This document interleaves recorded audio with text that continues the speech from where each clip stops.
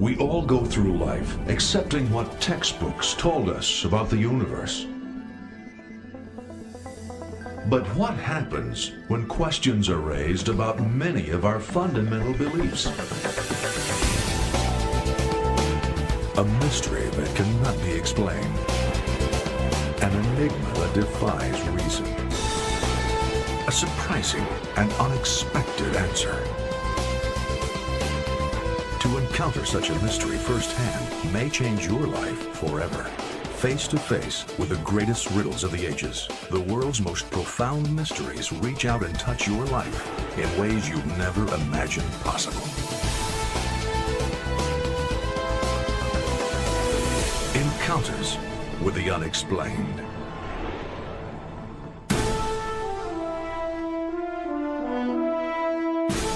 What is there about this tiny sliver of land off the coast of Nova Scotia that would entice the wealthy and the wise to give up their fortunes, indeed their very lives?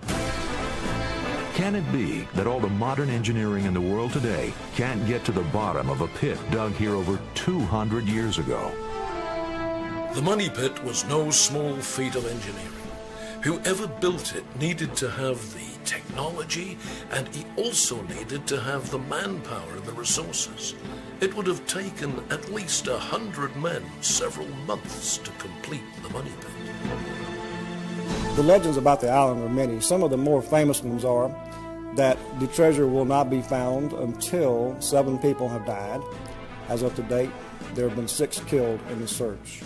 Perhaps the most famous legend is that no one will find the treasure until every oak tree on the island is gone. As of right now, there's one. What treasure is large enough to bring a young Franklin Delano Roosevelt to the island with a pick and shovel in hand? Or cause the great matinee idol Errol Flynn to leave the luxury of Hollywood for the cold and mud of an obscure island? Is this the repository of the world's greatest single treasure, or just some 18th century engineer's idea of a practical joke? Just off the coast of Nova Scotia lies a tiny blip of land called Oak Island. It would be hard to imagine a more nondescript piece of real estate. Yet here on this mile-long, half-mile-wide chunk of dirt that sticks up out of the Atlantic Ocean barely 35 feet, fortunes have been squandered, and so far, 6 lives have been lost. In search of what? That's one of the more amazing parts of this mystery. No one even knows what they're looking for. Oh, there are theories to be sure, but the bottom line is nobody knows. That's what makes the mystery of Oak Island one of the most convoluted, puzzling, strange, yet true stories we have ever encountered. It all began in 1795. A teenager by the name of Daniel McGinnis noted a depression under the outstretched branch of one of the large oak trees from which the island originally took its name. Daniel and 2 friends he had persuaded to join him quickly discovered that indeed someone at some time in the distant past had gone to a great deal of trouble to dig the pit they were now uncovering. Every 10 feet, they encountered another oak floor solidly anchored in the sides of the pit. By the time they had reached the 3rd floor, and in spite of dizzying visions of buried treasure, they realized they were in over their heads, both literally and figuratively. Curiously, that seemed to end the boys' adventure. They just gave up. For the next 7 years, the pit the boys had only begun to uncover lay undisturbed. But rumors abounded, some of them quite sinister. There was talk of a curse on Oak Island, which might not be as far-fetched as it sounds when you begin to learn a bit about the island's tragic history. Well, one of the main legends is that there is a pack of dogs on the island with fiery eyes that roam the island to protect the treasure pit. Also, a crow that may be the embodiment of some other spirit. Supposedly, he watches over the money pit. You've also got the legend that the treasure will never be found until 7 people have died. And so far, 6 have died. But perhaps the most famous legend is that no one will find the treasure until every oak tree on the island is gone. As of right now, there's one. We really don't know what happened when the money pit was found or what the original story was. Over the last 200 years, folklore has intruded to change the story dramatically to the point where it's very difficult to separate fact from fiction. Yet in spite of legends and curses, men keep pouring their lives and fortunes into this hole in the ground. Why? Some researchers think it is nothing more than a sinkhole. I don't think it was a sinkhole. I know it was, for the simple reason that Oak Island is no more than 500 feet from the mainland, where the mainland is peppered with sinkholes. I have been in several of them. If that's true, it's a sinkhole that has fooled a lot of people. The boys eventually convinced others that there was something of value buried on the island, and in 1803 they returned to the original pit, but as hired hands with the Onslow Company. The Onslow Company brought to the island a full complement of men and equipment, believing they could quickly find whatever treasure there was to be found. The crew began to dig, McGinnis and his two friends among them, and amazingly, they continued to find layers of oak logs at each new 10-foot depth. But they also encountered layers of charcoal, putty, and a fibrous material that fired their imagination. It was strands of coconut fiber used by ships to protect valuable cargo. To this point, they had found only clay and oak logs, but the coconut fibers gave them new hope. Since there wasn't a coconut tree within 1,500 miles, someone from far distant shores had to have brought it there. Hiram Walker, who was working in the money pit at the time, told his granddaughter that he saw bushels of a substance that was later identified as coconut fiber being taken out of the shaft. Now that was strange. We're 1,500 miles away. Here too, at about 90 feet, they uncovered a large flat stone with two lines of strange geometric symbols inscribed on it.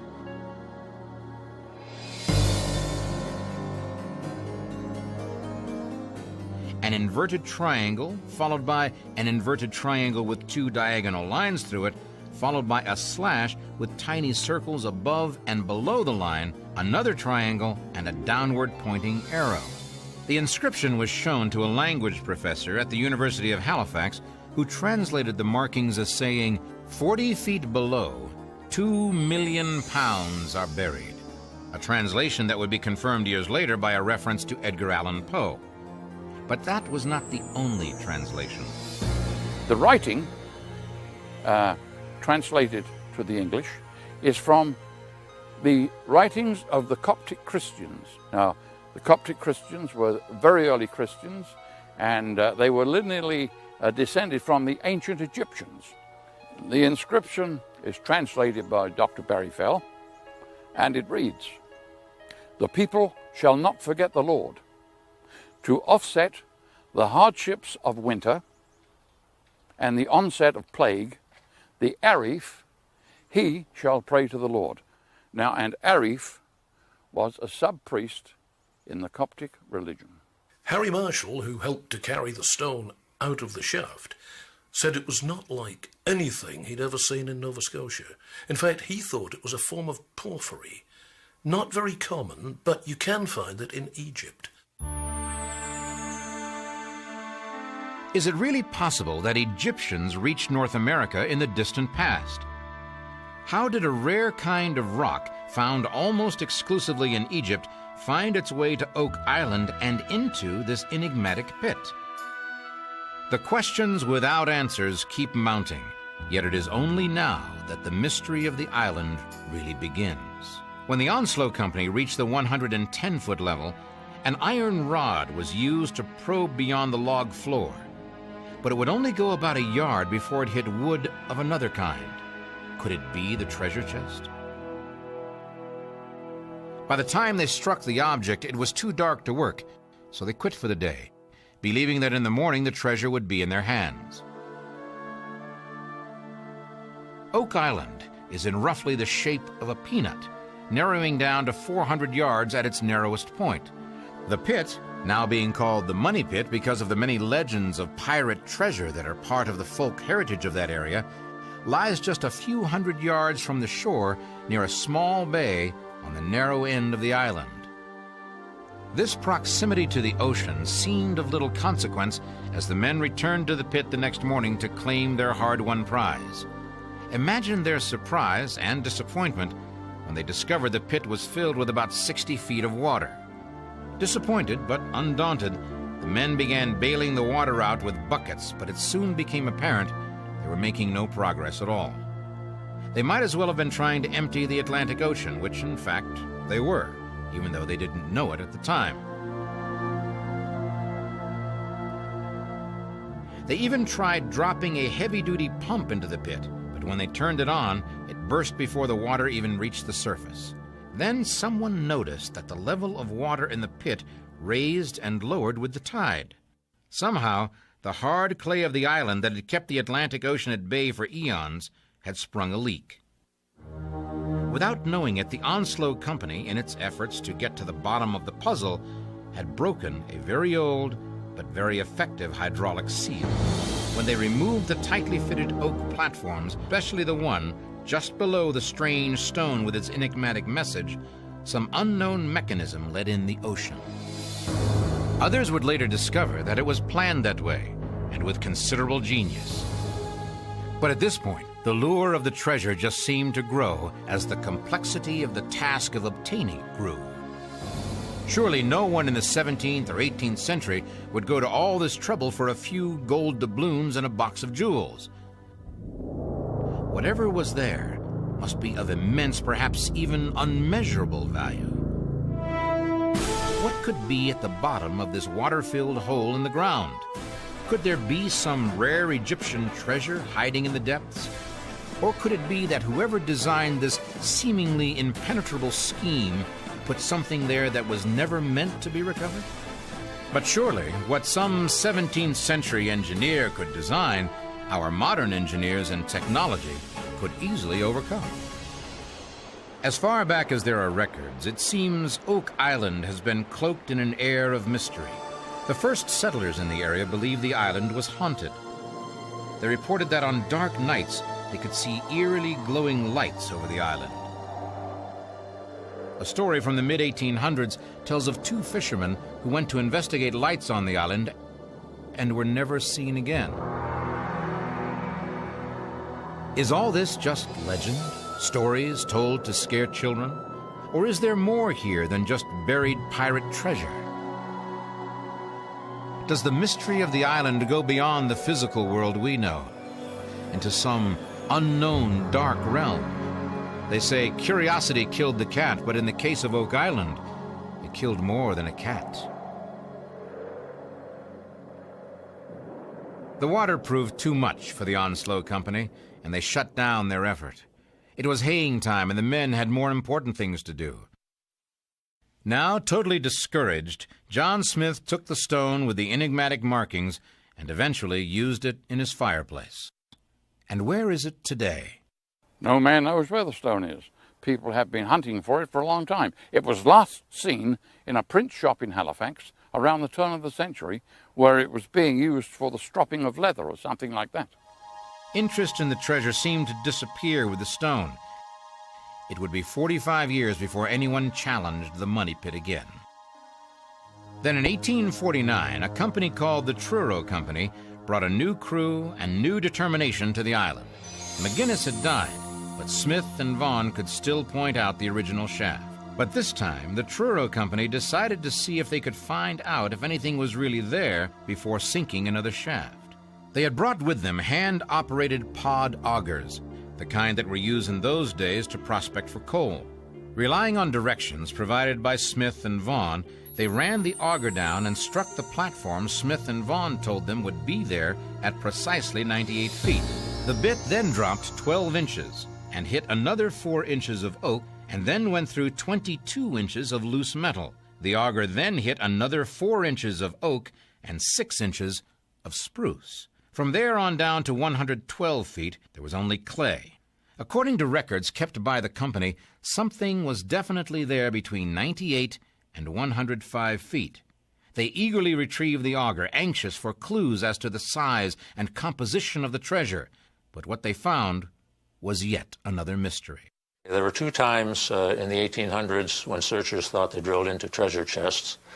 One was in 1849 when they thought they drilled through two chests, one on top of the other. And the other one was in 1897 when they thought they drilled into one big chest which had different measurements from the other two. The auger did bring up two pieces of gold metal, very much like the links on a watch chain. But not everyone was convinced they had found treasure chests. Some think it may have been a coffin.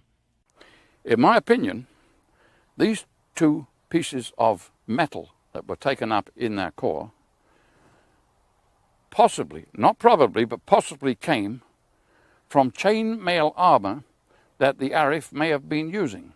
Because chainmail armor in those days, and before, 1,000 years before, was still quite popular. And they probably dressed him up after he died in chainmail armor and put him in his final resting place. It might indeed be possible to imagine the pit as nothing more than an elaborate tomb for some ancient religious leader. But there's more, much more to the story. A subsequent bore brought up something that was a complete surprise, a piece of sheepskin parchment with the letters V and W on it. The Truro Company believed they had encountered a vault containing a wooden box or boxes of some kind. This box, if it exists, is between the 154 and 161 foot level and is reputedly the place the auger found the parchment. But 10 feet below that, according to the company records, is an impenetrable iron plate. Who could have built such an ingenious masterwork? And what treasure could justify such an enormous effort? Gold, jewels, money? And what about the strange piece of parchment? When Dr. Burrell Ruth, a professor at Iowa State University, heard that parchment had been found in the money pit, he predicted that mercury would be found there too. Dr. Ruth, a chemical engineer, was an avid subscriber to the theory that Shakespeare was just a front, that it was actually Sir Francis Bacon that wrote the plays and poems attributed to Shakespeare. And Bacon had written on several occasions that mercury could be used to preserve almost anything of value, including manuscripts. So when Ruth heard about the piece of parchment that had come out of the pit, he concluded that this must be the repository Baconian scholars had been searching for centuries. Ruth thought it entirely possible that a hoard of manuscripts would be found there that would prove once and for all that Francis Bacon was in fact the author of the so-called Shakespearean works. We are inclined to write speculation except for a couple of nagging oddities that keep everyone guessing. For example, there's that business about the mercury. There has been confirmation that people years ago did use mercury for preservation. And the amount of mercury that must have been on Oak Island would have been enough for either smelting or some storage project that was pretty big. So far as anyone knows, Shakespeare was not a lawyer, nor well-traveled, nor educated, and he certainly lacked extensive life experience. Bacon, on the other hand, was all of those things, and in addition, was one of the leading scientists of his day. He would have the knowledge and skill to design and implement something as complex as Oak Island has turned out to be. Still, there is no direct evidence pointing to Bacon as either the author of Shakespeare's work or the designer of the Oak Island complex. But all of this only seemed to heighten the desire of the Truro Company to find out what was, in fact, in that hole in the ground. They decided to drill yet another shaft, this time to the northwest. Same solution, same result. At about 100 feet, water came rushing into the new shaft. This time, it took barely 20 minutes to fill the shaft. One of the workers on the island at the time discovered that there was an area along the beach where at low tide, water would bubble up from the ground. Of course, this was not natural. Apparently what he had discovered was an opening into one of the flood tunnels. They started investigating along the beach. They found that underneath the rock and the sand, there was a layer of eelgrass and coconut fiber, apparently set there to use as a filtration system. They went ahead and built a dam, a rock dam called a cofferdam. This held back the tide, and they were actually able to dig up the beach. As they did, they discovered that there was a series of box drains approximately 8 inches in diameter. These box drains were like the fingers on your hand. They formed a fan. They converged into one central location, and apparently that's what the feeder tunnels were for the flood tunnels. Unfortunately, before they could find the point where they converged, a storm came along, an Atlantic storm, and destroyed their dam. The Truro Company was certain they had discovered the key to the Oak Island mystery. However, lacking the time and resources to rebuild the dam, the company decided instead to sink another shaft about 100 feet from Smith's Cove to intersect and plug the flood tunnel. But the men of the Truro Company hadn't even begun to understand the complexity of the task before them. Somebody had designed Smith's Cove as an enormous feeder system capable of taking 600 gallons of water per minute from the Atlantic Ocean into the Money Pit. The walls of this feeder system were 4 feet high and 2.5 feet wide at a grade of 22%. The Smithsonian Institute examined the fibrous material and determined that it was indeed coconut husks, and pointed out that it was especially resistant to seawater and might have been there in Smith's Cove for several hundred years. The company's idea of plugging the feeder tunnel was a good one. Unfortunately, they were only able to find one of the tunnels, and they weren't able to plug that one completely. Someone had built a complex system of tunnels, drains, and filters that worked on a simple principle that's known to every child. If you place your thumb over the top of a drinking straw and insert it into a glass of water, the water won't come up into the straw until you remove your thumb. And since we know how that works, the mystery is solved, right? Sorry to disappoint you, but even knowing how the flood trigger works, all the entrepreneurs, researchers, engineers, and treasure hunters over the past 150 years have so far been unable to put the water back in the glass. We can tell you, however, that like those who had gone before them, the Truro Company ran out of time and money and simply gave up. But what of more modern efforts to retrieve the treasure? Do we know yet what the prize is for which the treasure hunters have been willing to give up everything? Is it the treasure that still draws people to the Money Pit? Or is it the challenge of solving the puzzle? Are we any closer to a solution? Or does the Money Pit of Oak Island just generate more mysteries? Treasure hunters have continued to return to Oak Island at varying intervals over the years, and while some pieces of the puzzle seem to have fallen into place, no one has yet been able to reach the treasure, whatever it is. Divers have managed to go down as deep as 235 feet into a vast chamber beneath the area of the Money Pit. They reported V-shaped gouges extending upward, and while they couldn't see the bottom, they could stand on it. Several treasure seekers, beginning with the Truro Company, believe they have solved the riddle of the water trap, but the results of these efforts have always been either disappointing, strangely bizarre, or tragic. By the mid-1800s, 2 workers had already lost their lives. One was killed when a steam boiler blew up, another when he fell down a steep shaft. But not even the superstition that 7 people would die could keep the treasure seekers away. Tantalizing discoveries kept popping up, almost as if the island was teasing the treasure hunters, daring them not to quit. The island is covered with clues and markers showing that someone did something there a long time ago. Probably the most famous of these is the stone triangle that was found at South Shore Cove. This triangle, if you follow its measurements and follow its lines, mathematically it will take you straight to the site of the Money Pit. The Money Pit. Strange name for a hole in the ground that no one has taken a dime out of yet. Of course, if you look at it from the standpoint of the amount of money poured into it, it is aptly named indeed. And even some of the world's most unlikely treasure hunters have been willing to contribute their share. Over the years, there have been many famous people associated with the search and the island. In 1909, Franklin Roosevelt became involved with the search. He bought stock in a company called the Old Gold Salvage Company. He actually made 2 trips to the island to participate in the search. Of course, they were unsuccessful, but over the years, even as president, he still followed events on the island. And as late as 1939, he hoped to return to the island, but the impending war in Europe prevented this. Roosevelt's effort was merely unsuccessful. Others have not been so fortunate. They come knowing the history, even the nature of the problem, but somehow they always seem certain that with the right tools and a sustained effort, they can succeed where all others have failed. We came to get the two treasures up, and I would say that my convictions are stronger than ever that we can do it and will do it. Robert Restall and his wife Mildred had lived exciting and adventurous lives. Among other things, they had been daredevil motorcycle riders. The difficulties of Oak Island seemed almost trivial by comparison, yet they would discover that they had embarked on a journey that was far more dangerous than anything they had ever tried before.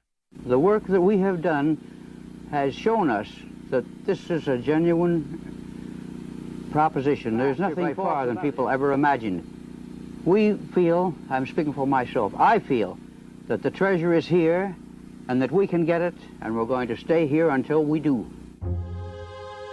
Tragedy struck again in 1965 when Robert Restall, his son Robert Jr., Cyril Hiltz, and Carl Gracer died in a pit by the shore of Smith's Cove as a result of poison gas. Oak Island had now claimed 6 lives. By now, the location of the original pit was completely obscured. Various boreholes were identified by number. Finding a small chest, or even a large chest, more than 100 feet under the rock, mud, and clay of the island was taking on all the characteristics of the proverbial needle in a haystack. Then in 1967, a man by the name of Dan Blankenship, a Florida contractor, and a Montreal businessman, David Tobias, formed another treasure-hunting syndicate called Triton Alliance. Blankenship had been on the island since about 1960 as the result of an article on Oak Island published in Reader's Digest. He was so convinced he could solve the puzzle, he sold everything and moved to the island. He is still there. The landmass of Oak Island is owned by Oak Island Tours Incorporated. That's 78% of the island. And the two owners of that are Mr. Dan Blankenship, who owns 50%, and Mr. David Tobias, who owns 50%. Mr. David Tobias is the CEO of the company and has controlling vote. The other 22% of the island is owned by Mr. Fred Nolan, who owns lots 9 through 14, and Mr. Robert Young, who owns lot number 5. And that's the way the island, the land mass of the island is split up. From a real estate point of view, Oak Island hardly meets the criteria of an excellent location. On the other hand, if digging for treasure is what your life is all about, owning your own island, complete with stories of pirates, playwrights, and plunder, you could hardly find a more enticing spot. Treasure trove licenses are issued by the province of Nova Scotia, and on Oak Island in particular, the 3 owners have their own licenses to explore on the island for any treasure or archaeological or geographical significance that may be found on the island.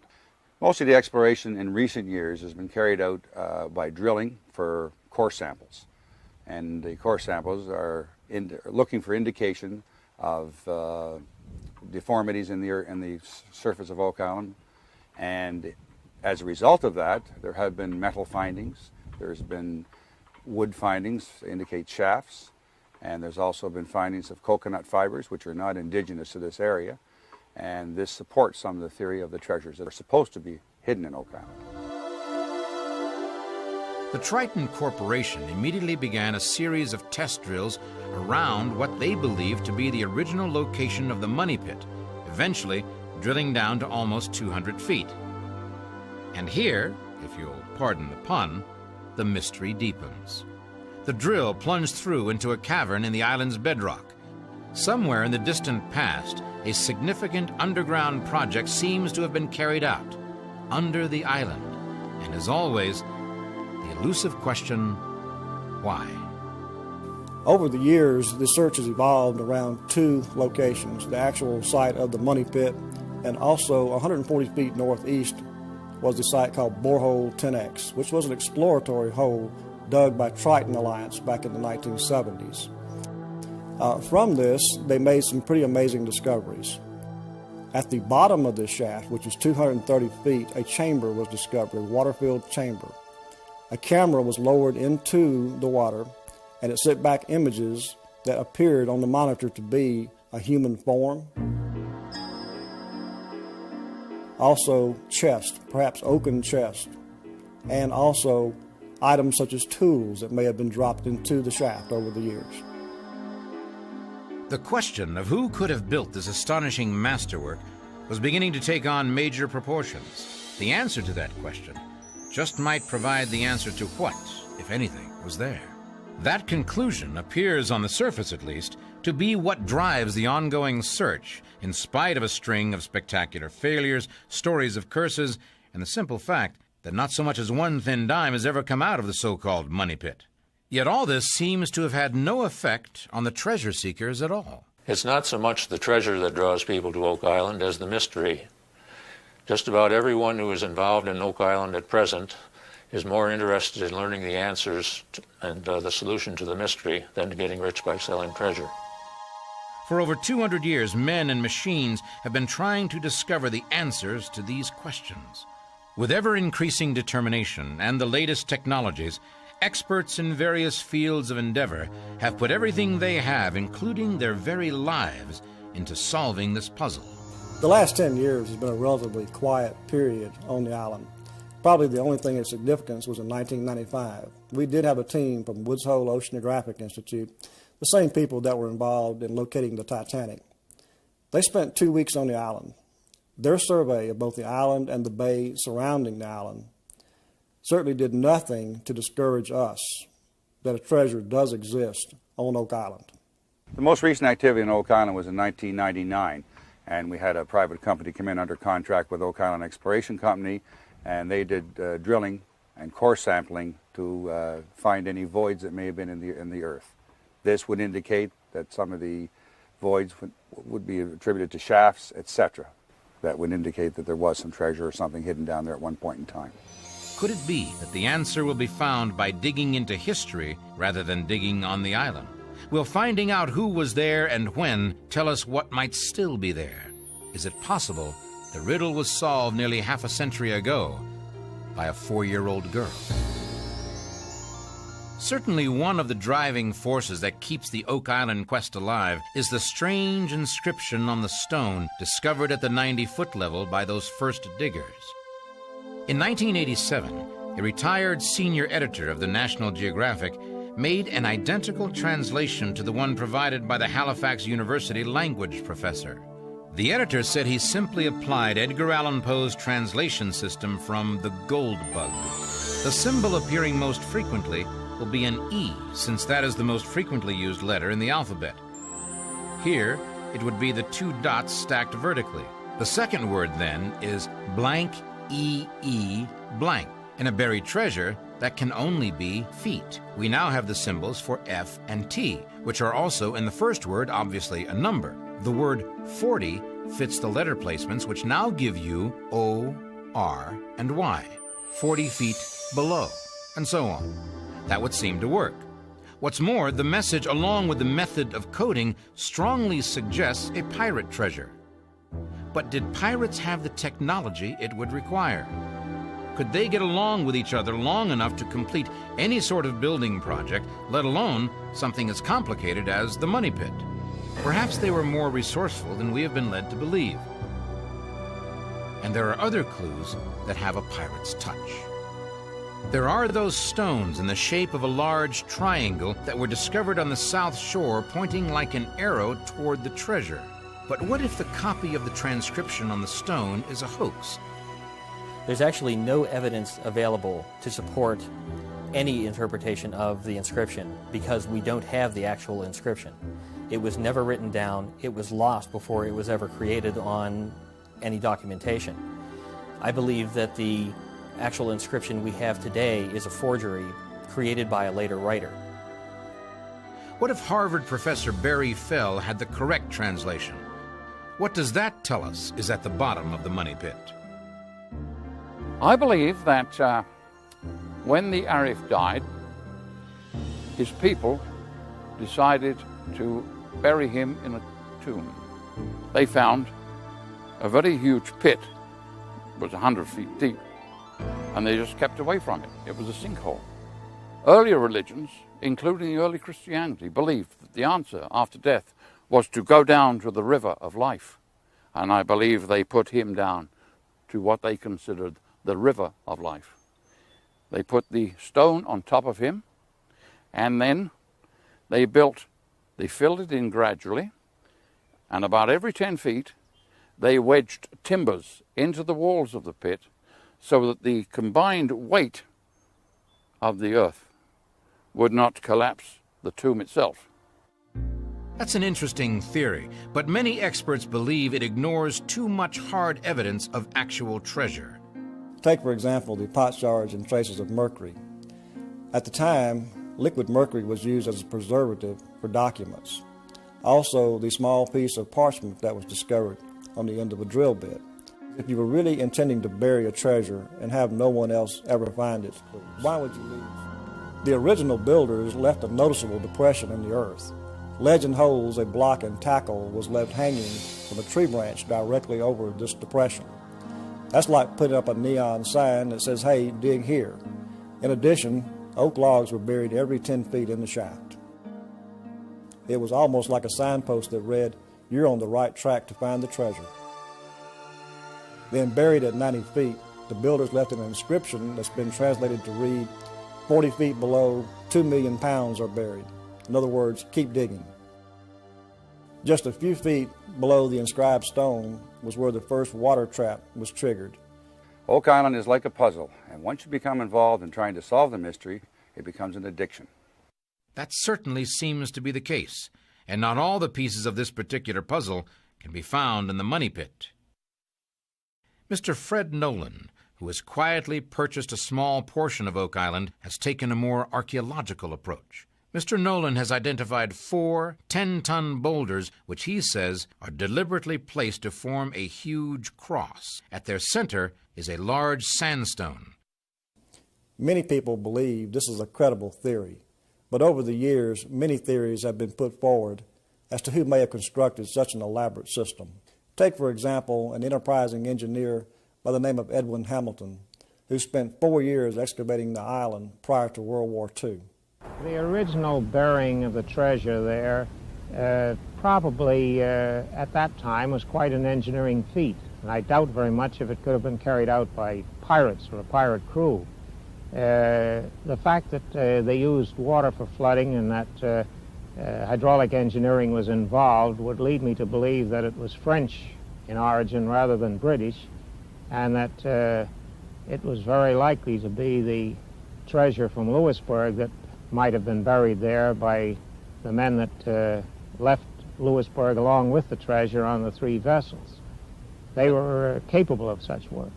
It's a possibility since the fortress of Louisbourg is just a 2-day sail away from Oak Island.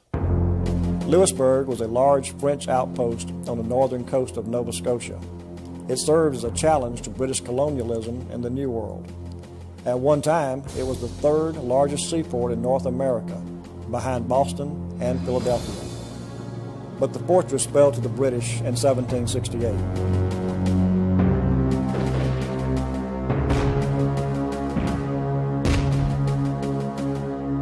However, before surrendering its gates, 3 French ships did manage to slip away.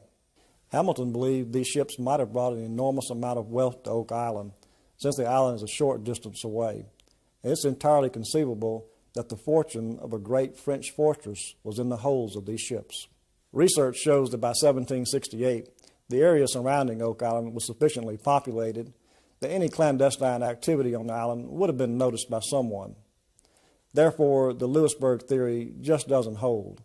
After all, those 3 French ships would have been seen by someone, and no one ever did see them. According to Thomas H. Rattle's History of Halifax, the British fleet and army, fresh from the plunder of Havana, arrived in Halifax and began an unbelievable spending spree. Rattle describes a scene of unrestrained revelry as gaunt, sunburned adventurers with enormous loot were literally throwing it at tavern keepers throughout the city. It is possible that the British Army and Navy dug the money pit as a place to hide the untold wealth plundered from Havana. Certainly they had the manpower to do it, and under the strict command of hard-bitten professional officers, the task might well have been accomplished. And by any measure, the amount of plunder, if indeed it came from Havana, would make it worth the effort. Still, there is nothing to confirm that the British soldiers ever left the taverns of Halifax in order to go dig pits and tunnels on Oak Island. Or is there? In the late 1930s, a 4-year-old girl named Peggy Adams, who lived on the island with her parents, claimed to have seen something very strange. Mama, come and see! Come and see! Honey, stop shouting. What are you talking about? Come with me, Mama. Wait. I'll tell you.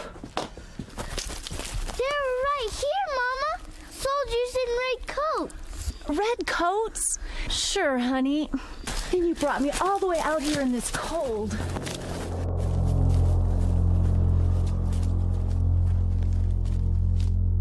Peggy Adams never backed away from her story. In fact, the way she told it, she seemed to be describing a large number of these soldiers. Her parents, of course, were having none of it. Then some years later, on a trip to Halifax, Peggy's mother took her to visit the Citadel there, which includes a museum.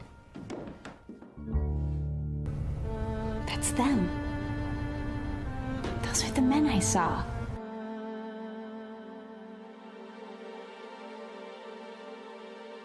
What Peggy saw was an effigy of a British soldier in the uniform that was standard in the British Army from 1754 to 1783. Could it be that a youngster of 4, innocent of greed or avarice, actually witnessed a ghostly watch that returns from time to time to see if their plundered treasure still lies safely at the bottom of the money pit? Too far out? Probably. But remember, in over 200 years, and in spite of the expenditure of tens of thousands of man-hours and millions of dollars, scientists and scholars have yet to come up with anything that is any more conclusive.